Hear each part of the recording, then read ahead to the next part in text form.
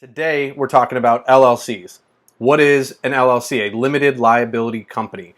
Well, an LLC is a type of business entity, meaning that you have to file paperwork with your state, then they give you the authority to conduct business through this now made-up business entity. It's a legal fiction, as they call it, but only in a fiction in the sense that you can't see it, right? Because a business is actually treated for legal purposes as a person almost. It can have property, it can get sued, it can sell things, have bank accounts.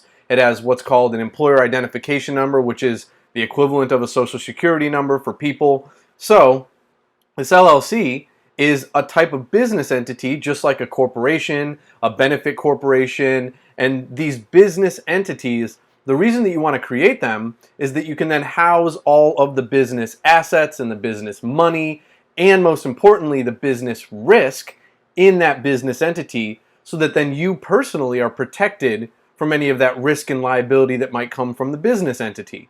So that means, your home, your car, your personal bank accounts. If you're doing everything right with your LLC, and you can watch my video on observing corporate formalities, that's what you have to observe to keep that protection. But if you're observing those formalities and doing everything right, you're going to protect all that personal asset from the liability of the business. Now, let's talk a little bit about the structure of an LLC. So an LLC is different than a corporation, and it's different than a nonprofit organization. And what an LLC has is members, not shareholders. There's no such thing as shares in an LLC. That's all corporate talk. LLCs, there's members, there's managers, and then there are membership percentages or membership interests. And that's what you have in an LLC instead of shares. And in an LLC, you have 100% membership interest, right? And then you divvy that up amongst the owners and everyone gets a specific percentage.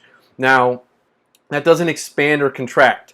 Corporations, you can actually expand and contract the ownership pool, and I talk about that more in my corporation video. But with LLCs, 100%, you got to divvy that up amongst the owners, and they each get a percentage. Now, those owners, again, are called members, and members sort of sit at the top, right? They're the owners. There's no board of directors in an LLC, though. That doesn't exist. It's members, and then there's managers. And a lot of the time, in smaller companies, which is what LLCs are great for, you'll have the members be the managers too, which means that they make all the ownership decisions and the big decisions, and they make all of the day-to-day decisions as a manager as well. Now, that's not always the case.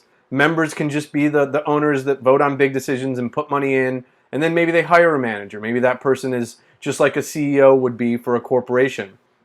And then that is really how you would explain the structure of an LLC. It's not this several tiers like you have with corporations. It just has members, and sometimes they are also the managers.